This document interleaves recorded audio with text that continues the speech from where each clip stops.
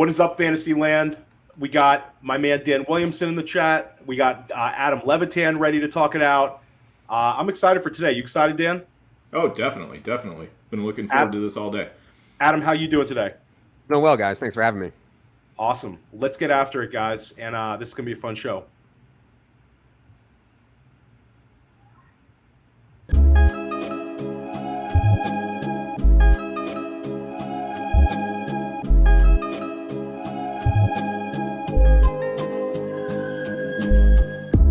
District, you know the Pope listens. Dynasty, our religion, for the blokes missing. On all of these trades, on all of these plays, on all of these grades. By the end of the day, y'all getting played. So, what you gonna do next? Try to fill up that flex? Send the homie a text. That trash offer's the best. You try to make it complex, then they text you back. Now all of a sudden they don't make any sense.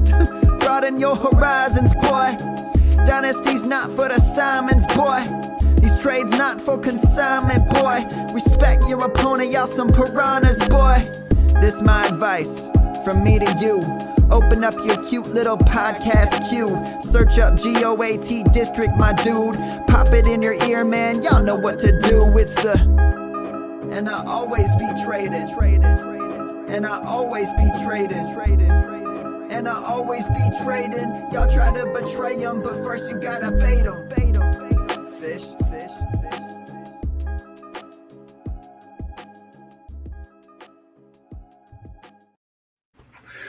So our guest today doesn't really need much of an introduction.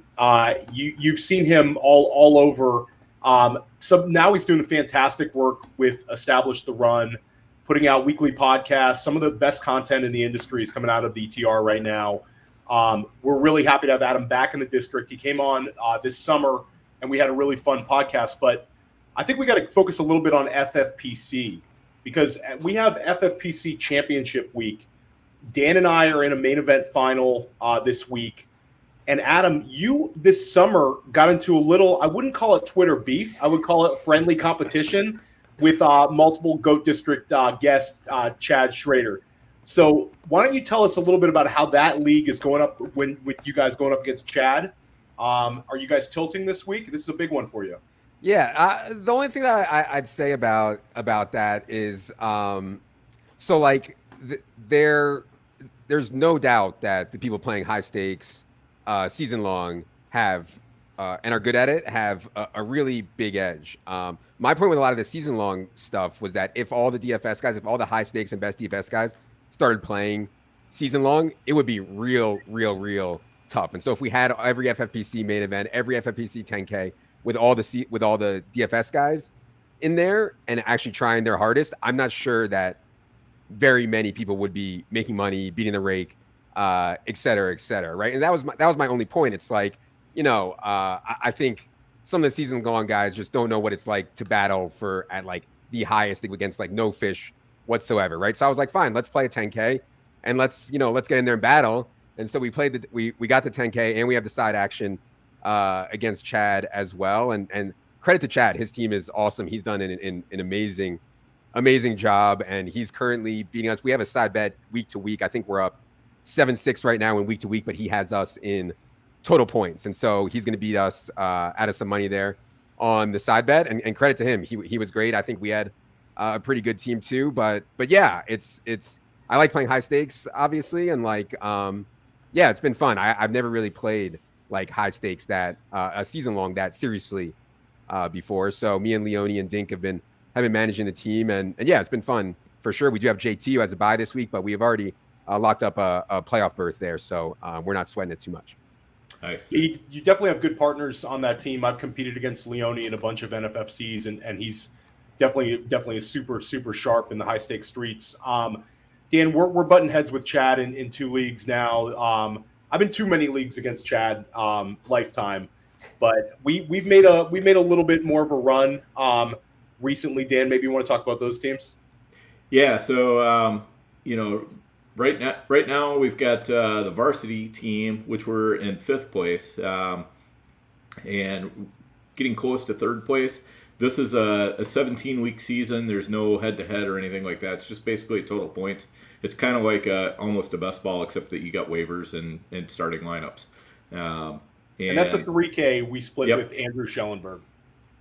Yeah, and that one's been a lot of fun. I mean, we have like the deepest stable of wide receivers ever, which has been somewhat of a blessing and somewhat of a curse, because every week it's like there's always whatever receiver scores the most always seems to be the one on our bench. So it's just the way it goes. You either don't have enough starting options or you have too many, and right. You have to do start sits. At one point, like week 3, I'm like, this team needs buys to start quickly, so we can figure out our starting lineup a little easier. And then we have the FFPC final where we're going up against Biplap Mandel, and we felt a lot better about our running backs last week. Dan, this is a little choppy right now. Go from Jonathan Taylor and Ken Walker down to the bottom of the barrel. We're going to start Latavius Murray. It looks like it's a little choppy. Yeah. We won't even say who we're starting with our second running back. We'll keep that. We don't want Bip to get overconfident, so we're going to keep that one close to the vest. Adam, yes. I know you're a big Ken Walker guy. Are you adding any of the Seattle kind of replacement backs? And would you have a pivot? You're looking at Travis Homer. If he gets kind of a load, how would you view him? Yeah, I think Travis Homer is way better than Tony Jones, and I think we've seen, because Geno's playing so well, we've seen Seattle actually let Geno cook, whereas in the past they didn't let Russ cook. It's crazy, but Geno is playing at like a legit top 5 level. I don't think you have to ask them twice to have like a +6, like +10% PROE, pass rate over expectation. And so if Travis Homer is the feature back, that's even more reason to throw it even more. So I like Seattle pass game a lot here against Carolina. And, like in these kind of games where you think you're going to drop it back a lot, of course you're going to play Travis Homer over Tony Jones, who I think is just a better player anyway. So, yeah, I don't think Travis Homer will get more than 9, 10, 11 carries, but he can also catch 3 or 4 balls, and that's a pretty fine week. I think that's okay. Yeah, he could fall into RB2 land. I think I could kind of picture that. It'll be interesting. I wanted to get both your guys' reactions to last night's game. That was an incredibly wild Thursday night game. You got Sean McVay attempting, 61-yard field goals. The game looked to be completely decided. Dan turned off the game, started watching the news, and then we get Baker with just having his one shining moment, the walk-off touchdown. Josh McDaniel finds another way to lose a football game. It's just brutal. Adam, any reactions from last night? Yeah, I think in a Rams situation, they don't have that many injuries, but when you're so thin, in other words, they trade away all their picks, they have no depth whatsoever. I mean, they're really, really bad. I don't think they're as bad as the Texans, but it's not that far off with the team they fielded last night, especially at the skill position. I mean, my God, they're so bad. But I don't know, man. NFL games are crazy. Raiders outplayed them massively. Raiders deserve to win the game. It just shows you a small sample NFL game is the people don't want to accept the randomness that comes with one NFL football game. That speaks to real NFL and to fantasy for sure. Dan, your thoughts? Yeah, I mean, McDaniels did a lot to lose that game. Just not being aggressive enough and everything else. I mean, Twitter's been all over it all day long, but it just kind of speaks to the fact that sometimes you do have to just be aggressive and just go out, and try to actually win the game instead of trying to just not lose it. And that seems to have been a consistent problem with the Raiders all year long. So, hats off to McVay. Hopefully Baker looks just as good after a couple weeks of actually studying the playbook, or 11 days or whatever it is. But you kind of wonder if he's maybe not better off just, getting out there and chucking the ball. Yeah, it's I got to say it's a really tilting way to start the week on the teams that I have Devontae Adams, where he was outscored by Daniel Carlson. Mm-hmm. That's just a tough way to get it going. But I wanted to focus on a better offense here. Establish the Run puts out a rest of the season top 150. It's a really great tool. You guys are continually updating it, and then you're doing podcasts where you guys usually have a group of guys talking about your changes, and I think that's really, really helpful. Sitting at the top of the rankings right now is Travis Kelce. Adam, is this the best fantasy season you've ever seen from a tight end? and how impactful will Travis Kelce be on fantasy titles this season? The fantasy playoff schedule for them is the Texans, the Seahawks, and the Broncos, and they get Denver this week as well. Right. So it's pretty clear on Travis Kelce, right? Like, you don't need to be a rocket scientist to understand that you don't have to have the best fantasy season ever to be the most valuable fantasy season ever. In other words, like, every time somebody out there trots out like Gerald Everett or whatever, and you have Travis Kelce, you like start the week with an expected edge of, 12, 13, 14 points, which is absolutely insane in no other spot. Now, running back, quarterback would be really rare. Like, wide receiver, it just doesn't happen like that, where like you're literally 10 to 12 points behind in projection, at least before the matchup even starts. And so to me, Travis Kelce this year is the most valuable player maybe I've ever seen. His best ball advance rate, I think Josh Jacobs' best ball advance rate is higher, but Travis Kelce's, I was shocked that it wasn't higher than Josh Jacobs. Like, I think it's really hard not to have a good team with Travis Kelce, especially in best ball, but also in head-to-head as well. Now, does that mean that going forward it will be that advantage? I don't know. Tyler Huntley certainly played well with Mark Andrews. I think we're getting some other tight ends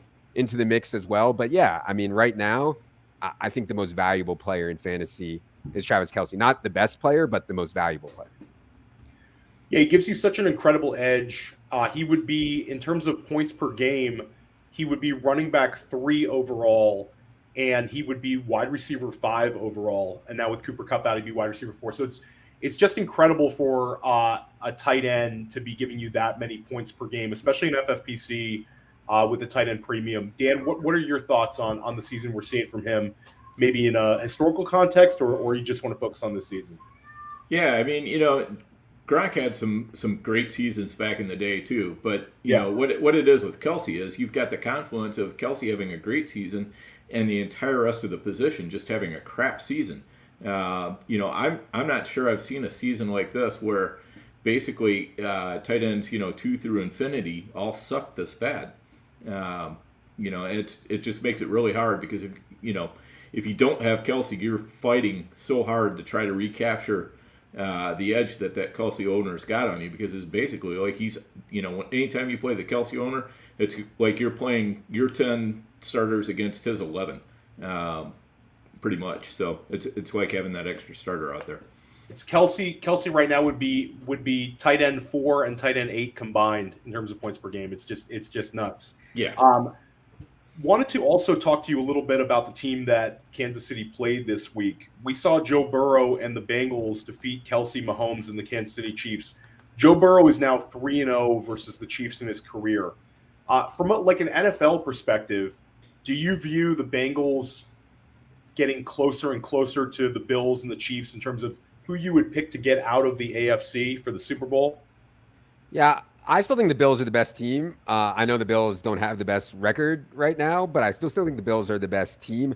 Bengals, as they showed last year, I mean, when Joe Burrow gets it going, and Joe Burrow has some insane games. Like, I think he has 4 or 5 400-yard, 3-touchdown games already in his career. I mean, that's absolutely insane. And I think when you get Jamar Chase into the mix there, it just raises his ceiling so much more. And I thought Jamar Chase looked really healthy last week as well. So, yeah, I don't really see how you can say many bad things about the Bengals right now, but I still think that straight up, I would think the Bills are better. Yeah, Dan, would you agree on that?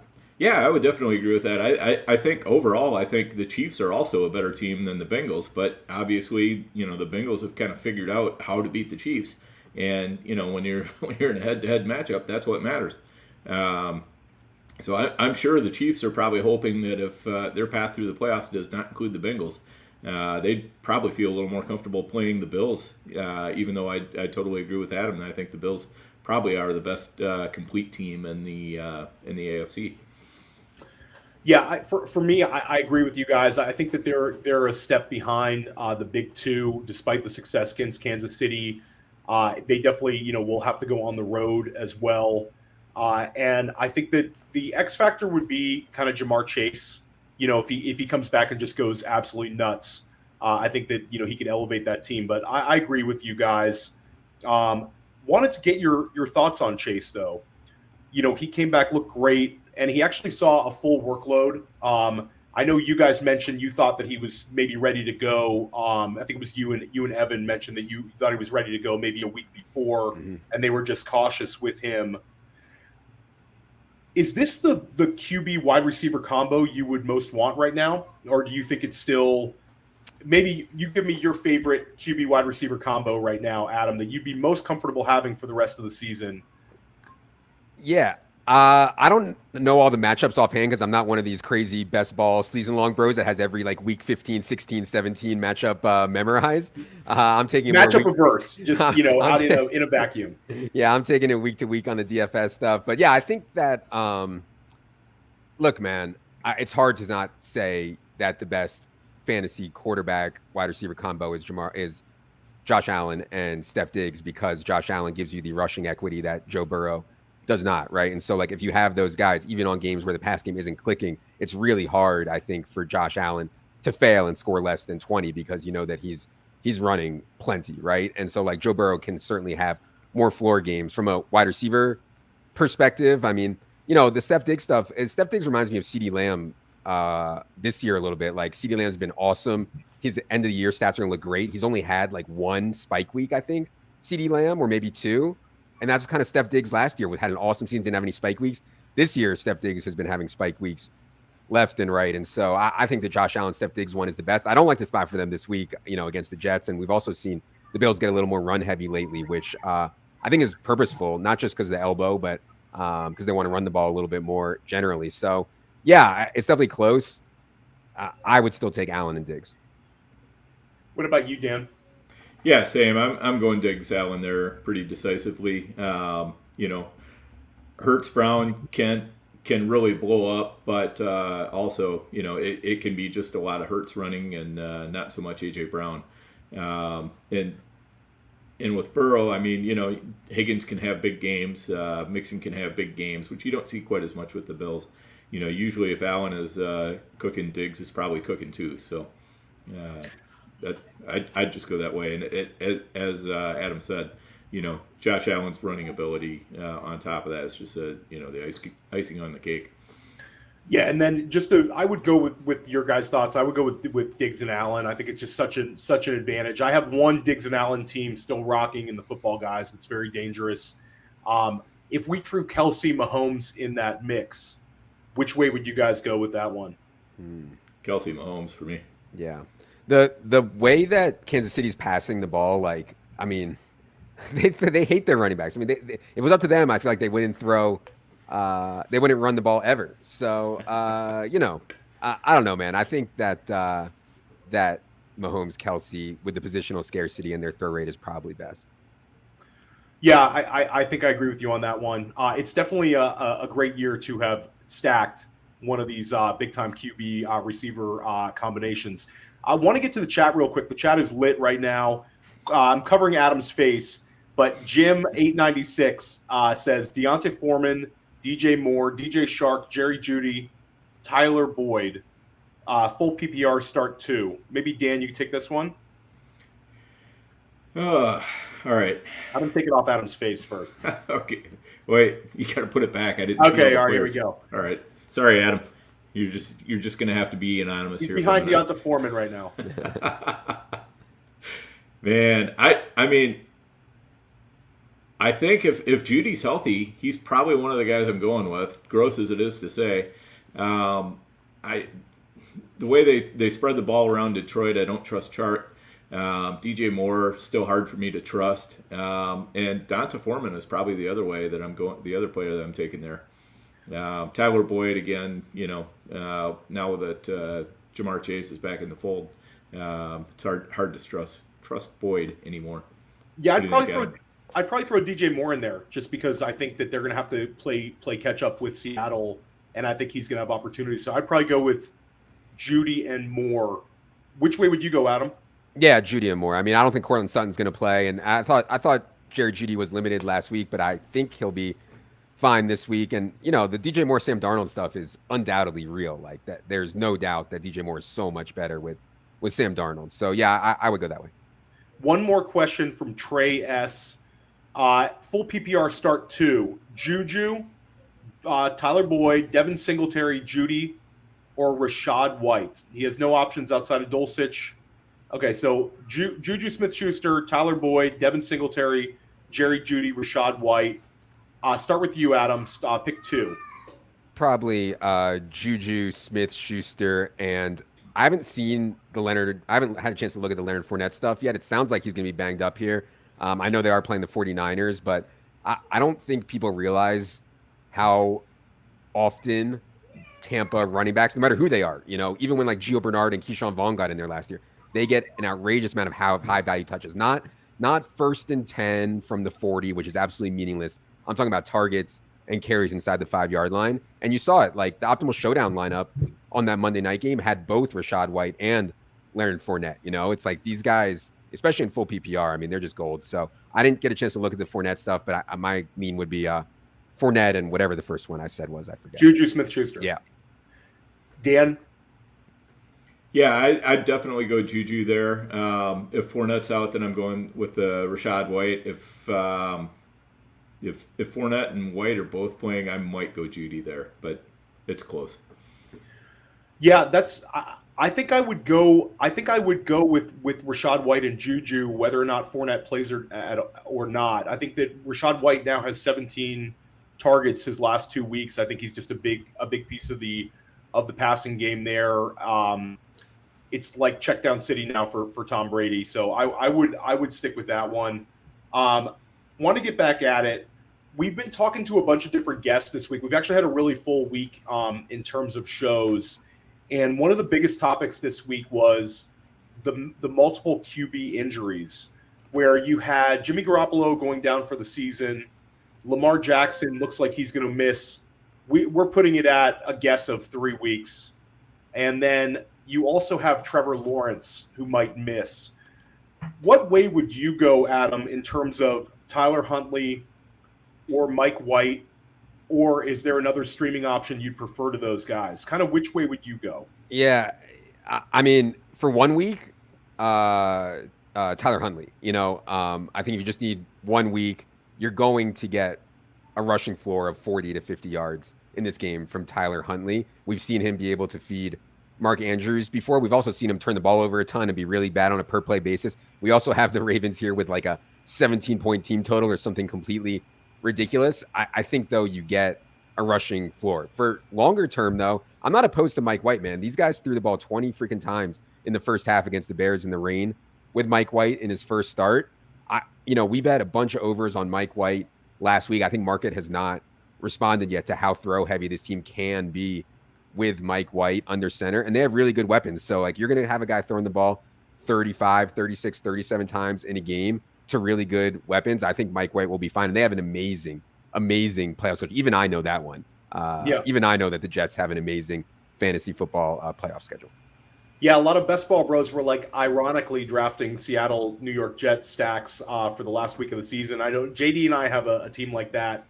But now it's kind of lit. We do not have Mike White or Geno Smith, but we do have a team like that that's dead. Yeah.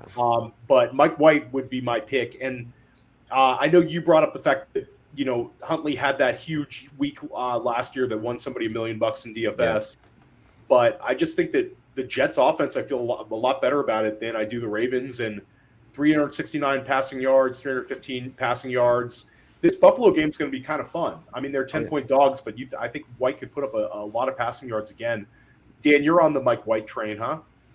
Yeah, I mean, I get where Adam's coming from. I mean, he's got the DFS mentality where he's looking for that, that maximum score, and I think that's Huntley. But I think if you're looking at it from, just don't kill me and give me a decent chance for a good score, it's Mike White. The whole Jets offense, like I said last night, just looks really loose with Mike White in there, a lot more so than they looked with Zach Wilson. I mean, it just everything is clicking.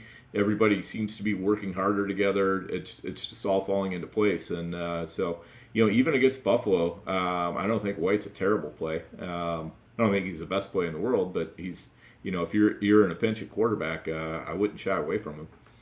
Yeah, I think you got to treat him as a high end QB2 based on the passing volume, and I think that he's going to have like Adam said. I think he's a low end QB1 type numbers throughout the fantasy playoffs. We got to hit this here, Theo, before Wheeler's about to go nuclear if we don't talk about PSM, whatever that is. So I need to know. I can answer, but I don't know. Are kids watching this show? Is this a reference to the new QB in San Francisco? What is the? Yeah, no, this has been going on for a long time. So maybe like 4 years ago or so, 3 years ago.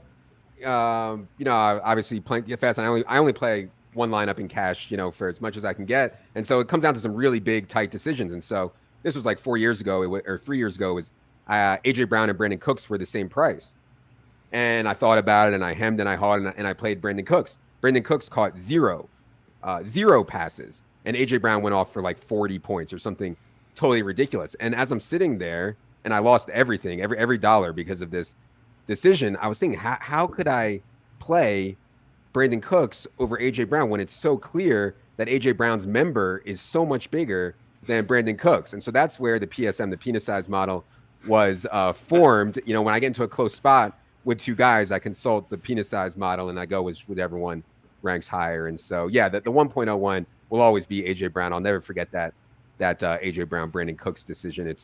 It haunts me and my family to this day. So will you be rocking Big Cock Brock in DFS this weekend based on the model? You got to start him.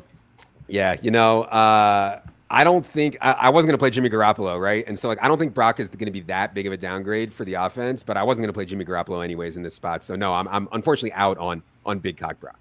Out on Big Cock Brock. Okay. Not even one ceremonial lineup. Just to say you did. Want to get back to the chat. Jack Colsheen, who's a really, really good high stakes player who I compete against in a few formats. He is looking at Greg Dulcich, George Pickens, Travis Homer, or Raheem Mostert. Nice to have these kind of options, Jack. And this is playing for a $4,000 prize because he's in a main event title game, I'm assuming. It's a tough one with the tight end premium. I might lean to Greg Dulcich here, especially with Cortland Sutton out in a game that they're going to be trailing the entire time. Dulcich's usage has been incredible, absolutely incredible since he got on the field. Like the best usage in the entire league in terms of how many routes he's running, where he's running them, and he still only had one good game, right? So I don't want to overreact to last week. I think Dulcich is pretty strong in DFS where he's 3,400. I'd be kind of hard pressed to play Dulcich though over Travis Homer. That said, the tight end premium stuff I think makes a difference. So yeah. Dan, you're the tight end whisperer.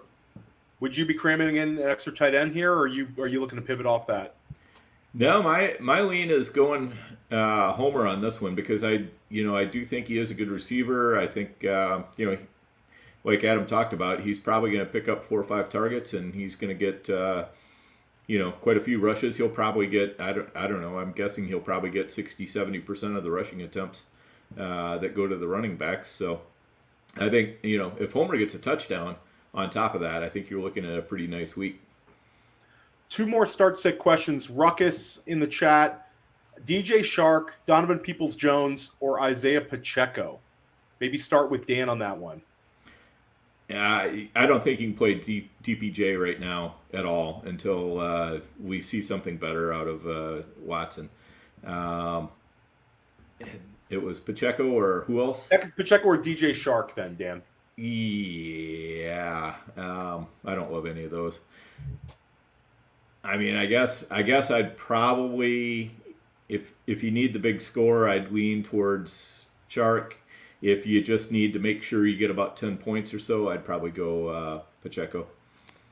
Yeah, we have Pacheco way ahead, especially in half PPR stuff. We have Pacheco significantly ahead of those guys, and just because we have Chiefs scoring a lot of touchdowns, and they have shown an ability, reasonable run rate around the goal line, and so yeah, it's a bet on touchdown because Pacheco's not going to catch very many balls, but again, we have the Chiefs scoring a lot of touchdowns here, and so we have Pacheco for 12.2 in half PPR, and we have Peoples-Jones down at 8.3 and Chark at 8.1. Yeah, I'm going with Pacheco in a game where I think they're going to hang a number on Denver. I think he's going to have plenty of opportunities, and I think he's got a chance to find the end zone. I want to talk about another pair of rookie running backs. We've seen 2 rookie running backs with really promising usage recently. we've had Zonovan Bam Knight with now 2 games in a row where he's put up over 100 combined yards. He really looked the part. He's running very well, and the Jets offense is certainly looking up and up with him. And then you have James Cook, who has had 2 of his last 3 games have been very good. This past week he had 6 receptions. He was second on the Bills in targets, I believe, or right there with Gabe Davis in targets behind Stephon Diggs. What are your thoughts on these 2 running backs, Adam? I know you and Evan might mention a little bit of the Nyheim Hines concerns. Yeah. Start with either. Yeah, I mean, James Cook was I thought a really good best ball pick in like round 11 or 12. It hasn't worked out. He had some fumbles. He hadn't played well, but I think the way they're using him now is like what they intended. I mean, if you remember, they were in the Christian McCaffrey hunt, allegedly. They also had J.D. McKissick before he reneged on them. So like they've been trying to fill this role hard for a while. So I don't think the James Cook thing is like a fluke. I think they're ready to use James Cook. The Nyheim Hines thing stinks because if he's going to play on a lot of the passing downs, that's obviously not great. This is not a team that targets running backs at a really high rate either in the pass game. Josh Allen's typically much more aggressive down the field. So I'm okay on James Cook. I'm not super excited about it or anything. But yeah, he projects okay for us this week. We have him for like 11 points, which is actually pretty decent. On the other, on the Jets thing, I think Michael Carter can play, man. And like, I think Bam's been great, but I would be surprised if they were like, nope, you got hurt, Michael Carter, and now you're dusted. Like that would surprise me. So I think we'll likely project something closer to 55-45 in favor of Zonovan. But I think it's going to be close. Maybe we'll project something closer to 50-50 even. I'm not sure yet there. A follow-up to that would be if you had both rostered, if you had Zonovan Knight and you had Michael Carter on the same roster, and you had to start one this week against Buffalo in a game where they're about 10-point dogs, would you go with the pass catcher or would you go with Zonovan? Yeah, I think that I would go with the healthier guy. You know, like this ankle stuff always scares me. And yeah, I know Michael Carter got off the injury report this week, but I'd still go with the healthier guy. So I would go with Zonovan there. Dan, anything to add on those guys? I know we've talked about these guys kind of all week long, but if you could go with Carter or Knight, which way would you go? Yeah, I think I'd go with Knight there too. It's a little bit tougher on the Buffalo side.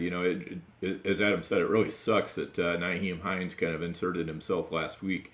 He didn't get a ton of touches, but he was getting he was in on a lot of plays, and you could easily see some more of those touches going towards him. Cook being a little bit more of the pass catcher, but Singletary being used a little bit more around the goal line. I mean, it's just kind of turning into a mess in Buffalo. Yeah, I'm very bullish on James Cook, but it is a little bit concerning with all the other backs involved. I do think that if I'm chasing points in a matchup, I would try to get Cook in there because I do think he has a ceiling. But yeah, it's kind of like, hold your breath. One more question in the chat, guys, from Ross Caster. Brandon Ayuk, George Pickens, and Jamal Williams. Pick one for his second flex in PPR. I know, Adam, you have some strong feelings on George Pickens. Dan and I also used George Pickens in a big spot. It did not work out quite as well as we thought. Yeah. I don't think it's all on George Pickens what's going on. Clearly it's not because, Deontay Johnson is also really struggling in yards per route run. There's major quarterback problems. I think Matt Canada is probably in over his head. I'd love to see them make a change there. There's some squeaky wheel stuff going on with George Pickens. He was bitching and I don't know how much that matters. It's hard to count out Jamal Williams scoring a touchdown in this spot. Like, this is the best game of the week. It's full PPR, so it's harder on Jamal Williams. But when the Lions are, favored by 2, I actually don't think this game will close. I was actually just talking to David about that. I think it'll close to a pick or maybe Vikings by 1 or something like that. But either way, like, this is a spot for Jamal Williams to score a touchdown. It's just what he does. And so I'd probably lean into that. Yeah, 100%. I'd go Williams for sure. I might even go Ayuk over Pickens right now.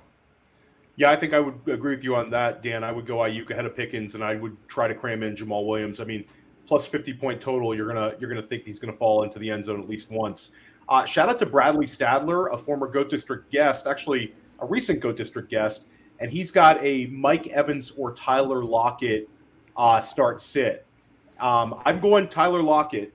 I'll take that one. I'm going Tyler Lockett. I feel really confident about Lockett, especially without Ken Walker. I think that, he's been a locked-in wide receiver too. I think he's got upside. And Mike Evans, I don't trust him nearly as much this week as I do Tyler Lockett. Oh, that's not even close. We have Tyler Lockett like 3.5 points ahead of Mike Evans, which for anybody who hasn't looked at projections, like 3.5 points is a massive amount. I will say though that Mike Evans, and this is obviously our projections, like don't worry about this stuff, but Mike Evans had a touch. If he didn't get interfered with on that, I don't know if you guys saw it. If he didn't get interfered with on that play, he drew it was like a 50-yard bomb. Cornerback basically like tackled his arms. He would have caught it for sure. And so people would be talking differently about Mike Evans today. But even if he had caught that, we'd still have Tyler Lockett ahead here against with Mike Evans playing San Francisco. I know which way Dan's going to go on this. Mr. Tyler Lockett up here. Oh, absolutely. Yeah, Lockett's been totally cooking all year, so hard to go away from that. Sticking with the Lions, we mentioned the Lions-Vikings game with Jamal Williams. They just hung a 40-burger on Jacksonville this past week.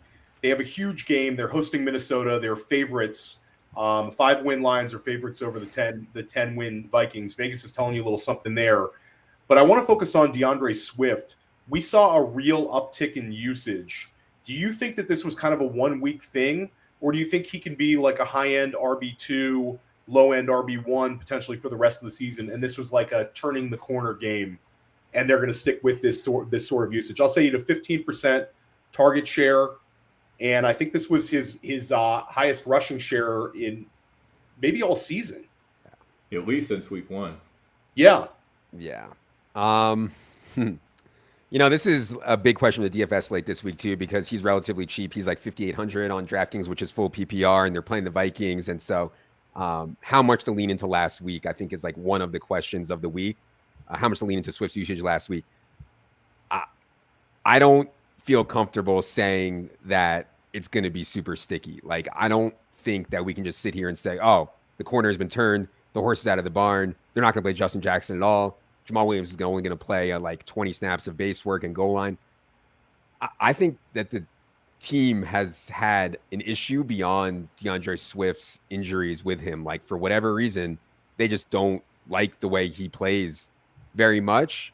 We've seen, I mean, if you like the way a guy plays, you don't play Justin Jackson over him. And I think DeAndre Swift has actually looked really healthy and played really well. So I'm hesitant to say that the corner has been turned and this is Swift's backfield now. I wish that it was, because honestly, like, I was on DeAndre Swift as a second round pick in season long full PPR. Like, when it got to me in the second round and Swift was there, like, I was taking him almost every time. And obviously that's been a disaster. So maybe I'm burned, but I'm hesitant to say that it's over now and this is Swift's backfield.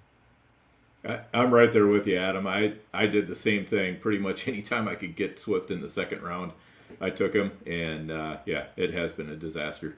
So, I just don't think that they're really committed to him that much. I mean, I think it worked out well for him last week.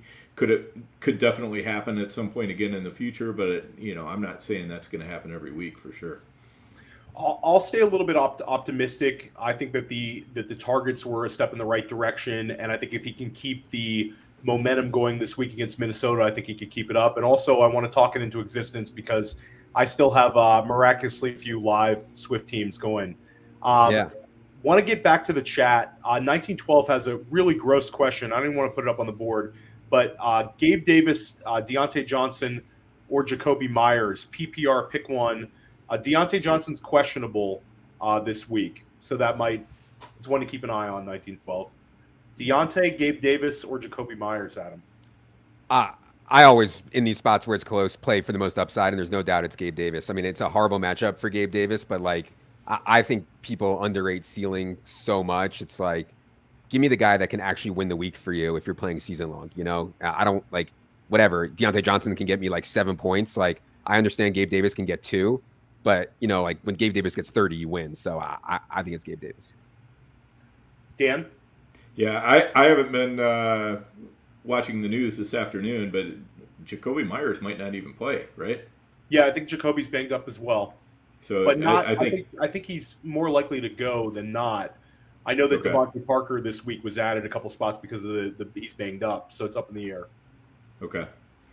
Yeah, but yeah, it's got to be Gabe Davis there. You know, and the thing is, if they're running the ball more in Buffalo, if they're doing it out of 12 personnel, then Gabe's still on the field. So he's going to get his routes no matter what, and it's just a matter of whether Josh Allen hits him or not. Getting to a little bit more exciting wide receiver question. You guys do really good dynasty work at ETR as well. Anthony Amico is going to be on the GOAT District soon. I believe it's next week. This wide receiver class has really been tremendous. This past offseason, Established the Run had Drake London as your rookie wide receiver 1 overall. How would you go about re-ranking the class, Adam? Maybe throw in some guys like Garrett Wilson, Chris Olave, Christian Watson, and anybody else that's really impressed you this season. If you could have them, talking from a dynasty perspective now. Yeah. I think Watson is a cut below the other guys that you mentioned. I think London, Wilson, and Olave have already shown that they are big-time NFL wide receivers. And I get that Christian Watson, you know, like the touchdown rate stuff, it says something, right? It says that you're more athletic than other guys on the field. You're scoring these outrageous 50-yard touchdowns at such a high rate. It's the same thing with Deebo Samuel. You see what happened to Deebo Samuel this year.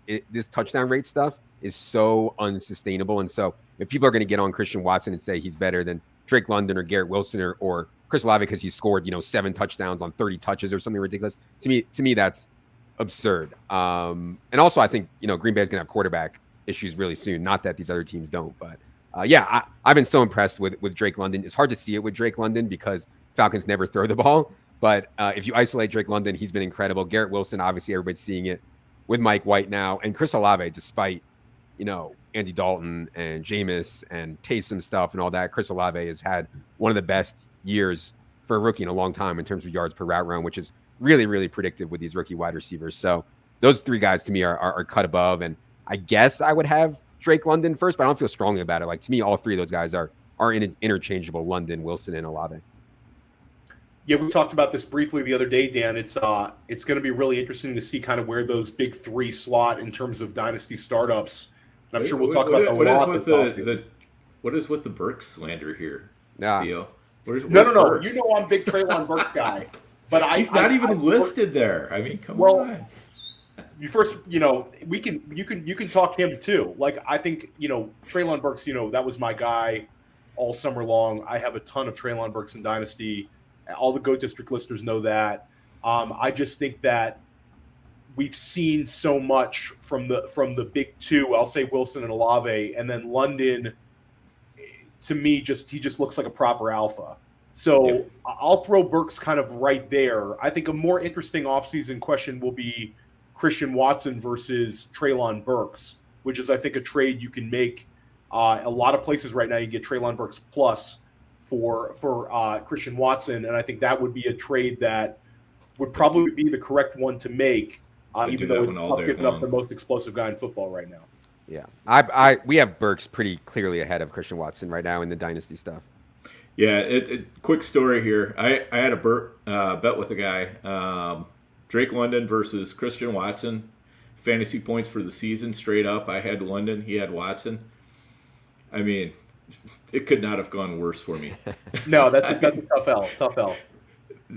It's horrible. I mean, London doesn't get any receptions at all, doesn't even get any targets at all, and Watson gets like 3 targets a game and scores 2 touchdowns.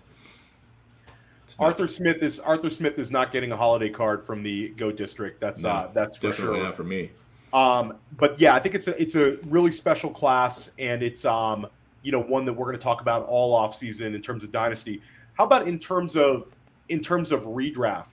If you could pick one for your like FFPC main event team or an NFFC team, Adam, if you could pick one of Olave, Wilson, or Watson rest of the season, just redraft, which one would you go with? Garrett Wilson. I mean, the schedule is outrageously soft, and obviously he has a really good connection with Mike White, and they're going to throw it 35 times a game. I mean, it's easily Garrett Wilson for me. Love that one. Yeah, it's Wilson. We called Wilson a league winner a couple weeks ago, Dan. That's looking pretty good. He looks like Amon-Ra St. Brown Part 2. Yeah. Want to pivot over to the quarterback position. So we've seen such impactful fantasy performances from Josh Allen, Patrick Mahomes, Jalen Hurts. and a lot of their teams are getting through. If you look at like Fantasy Mojo puts out some tremendous information in terms of who's getting through for the Football Guys tournament and the main event. It's something like over 50 out of the top 100 teams had Mahomes or Allen. It's just wild. Do you anticipate this affecting redraft next year, Adam? Like when you guys are doing your rankings for next season and you're drafting in high stakes, like we talked about this with a number of people. Do you think we're going to see a return to like somewhat early QB drafting with the truly elite ones? Yes. And honestly, like the math behind our rankings before the season wanted us to have Allen and Mahomes and all these guys higher, right? But from a strategic drafting perspective, I still thought, and we still thought that it was right to have Allen and Mahomes and like that. And we had other guys there too, Lamar, we had high, and in like the 3rd or 4th, 5th round range, the math would have said, 2nd round or 1st round. I think it's showing itself more this year. My only flip side of the coin take on that is like we got Jalen Hurts in round 7 and round 8 a ton. We got Justin Fields in round 12 and 13 a ton. It doesn't mean like you need a dual threat quarterback or someone who throws the ball 45 times a game like Patrick Mahomes, right? Like you need that clearly. Does it mean that you can't get it later anymore? We'll see what the market thinks. But like to me, Hurts was the absolute best target at quarterback because he gave you that rushing equity. You can get him in round 7 or 8. Obviously, no one thought he could do what he's doing this year, which is absolutely insane, especially as a thrower. But yeah, and like taking shots on Fields in round 11 or 12. Like to me, that stuff is still the bread and butter at quarterback. But yeah, the gap between the best quarterbacks and pocket sloths has never been wider. In other words, you used to be able to get away with like Kirk Cousins in round 12 and you can make it. You can't do that anymore. I mean, you're just like dead when you're playing the Josh Allen teams and the Mahomes teams and the Hurts teams and all that stuff. So yeah, I do think that next year we will see round 2 Josh Allen, and mathematically it's probably right, to be honest. Yeah, I agree with you. I think that like in NFFC, I think we could see the Josh Allen teams living in the 2nd round, especially with the 6-point passing touchdowns. I think in FFPC though, I think you'll see, kind of those top 3 quarterbacks go in the 3rd round.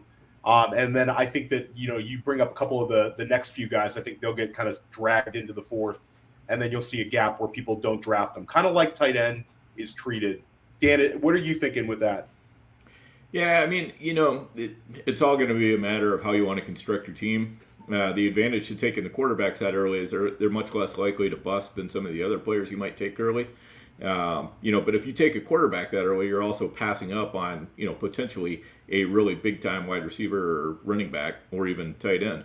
And, so you're going to have to hit further down in your draft no matter what.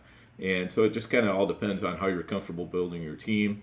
Because as Adam said, there's always the Jalen Hurts, and Justin Fields that come later in the draft. And really up until this year, we've had quite a few years where you could get by, as he was saying, with a Kirk Cousins or something like that.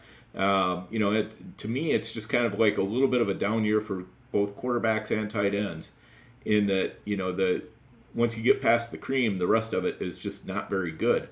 But a lot of times those kind of things tend to reverse themselves after a year or two. So, I'm not going to be scared off by not taking that early quarterback, but I'll also make sure I definitely have some, Josh Allen and Mahomes builds too. Mm-hmm. Yeah, I think if you're a volume drafter, I think Dan nailed it. I think that, building your teams different ways, but it's just been so impactful this year. And a lot of times we see kind of an overcorrection because people don't want to get burned on that again. So I think next year it's going to be extremely wide receiver heavy at the start of the high stakes drafts. And then I think you'll see the QBs kind of going off the board. It'll be very interesting to see those early drafts. And Dan, we'll be in a few of those early best balls kind of before you know it. Shout out in the chat, Best Bell Fantasy, Bradley Stadler. Are we firing up Mike Williams coming back off of re-aggravation of his ankle? He's been a full go in practice, and he has the strong matchup. I'd be hard-pressed to think you have someone better to play than Mike Williams, but yeah, the high ankle sprain has been like one of the most consistently bad injuries to play guys off of because guys think they can do it. It's not like an ACL or anything else where like, oh, I'm out. It's like they come back and it's often too early, and we saw that with Mike Williams. He came back and he aggravated again. So certainly some risk there, but I'd be surprised if you had someone better than Mike Williams to play here. Yeah, I'm starting if I have him. I mean, it'd be hard to keep him on the bench. Dan, you're rocking Mike Williams. Yeah, definitely. I don't want to give in to the recency bias. And, really a lot of times when somebody does go out with a high ankle sprain, they come back and they get injured again. It's not necessarily on the first or second play of the game. You could get a half game or more of Mike Williams, and sometimes a half game of Mike Williams is all you need.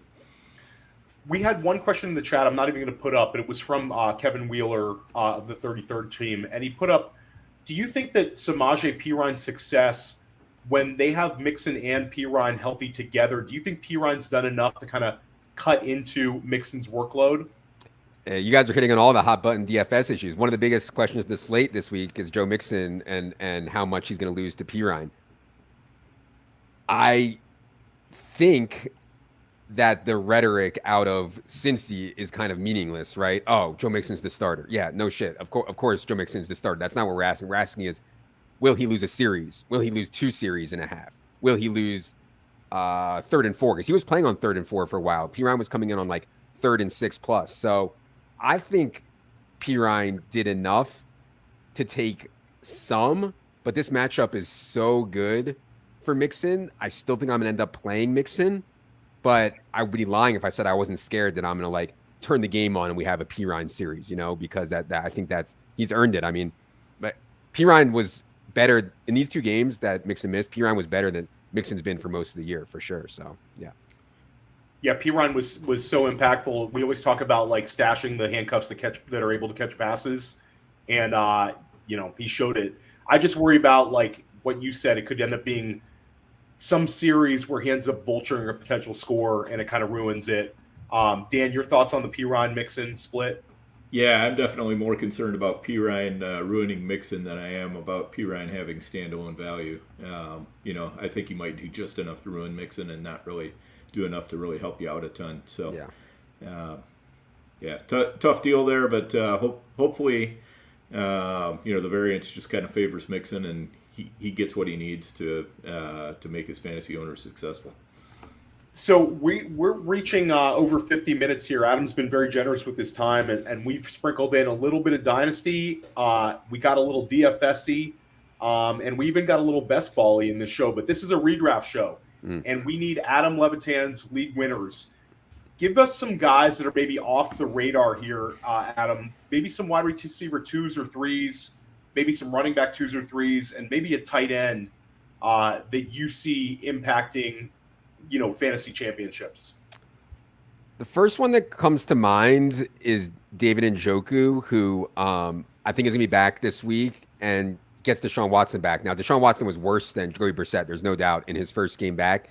Will he continue to be absolutely awful and fall on his face? I don't think so. And so David Njoku's been battling ankle and knee issues. It's not great. Seems like he's healthy now. I saw some people like drop him, which I thought was crazy in some leagues. I'm sure not in high stakes, but I think David Njoku's profile, athleticism, and usage standpoint at the tight end position has at least a chance to be difference-making down the stretch. I'm not sure exactly on their schedule. Beyond that, I think Darren Waller could come back. I don't want to focus too much on tight ends here, but Darren Waller can come back, and obviously, he can make a difference at tight end. Also, we already talked about the Garrett Wilson one. For sure, Garrett Wilson is a league winner, it seems.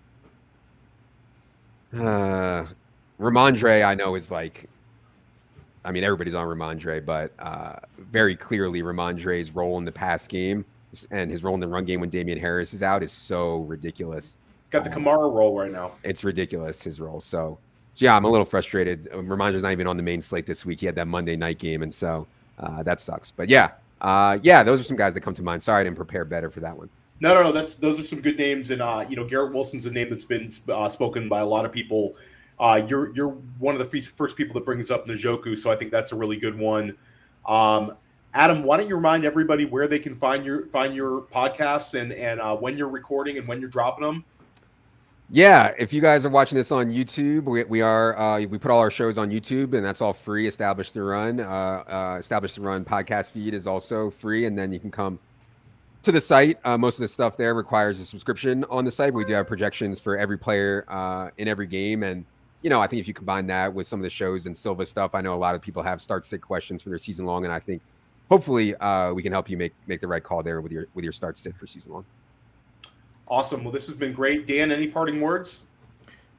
No, man, this has been a lot of fun having Adam on here. I love getting the kind of DFS-y insight to the upcoming slate. Something I always appreciate because, sometimes I get my head too deep in the season long and, I kind of lose sight of the particular matchups. And so Adam always brings that back for me. So appreciate that. Yeah. Imagine having access to the entire player pool, guys. Instead of just looking at the guys on your team, you can pick anyone in any game in the entire player pool. It's a beautiful thing. Yeah, well, we're looking forward to for when we have Chad Schroeder back on. We're gonna maybe encourage him to go up against you in 1 week in a high stakes head to head little DFS matchup next year too. Sounds good. Yeah, awesome. you gotta see if you can maybe get Chad into kind of a DFS season long kind of contest where you guys do one DFS every week and then he's have the season long week. He's very good at DFS, but he doesn't do DFS NFL because he's got too many teams. Well, that's the point. That was kind of the point that he was making, that it's hard to be both. He was like, he said, I'm sure the DFS guys, the guys that are playing high stakes and playing professionally, I'm sure that they would win in season long, but it's hard to do both, right? It's hard to concentrate on 200 season long teams and also play high stakes DFS. You kind of have to choose one or the other. And so, I agree with that for sure. I mean, it's really hard for sure. Yep. That's awesome. Well, good luck to you, Adam, with your teams. I hope you close it out well. Keep putting out fire at Establish the Run, and tune in next week. We're going to have another loaded week in the GOAT District. Everybody have a great weekend.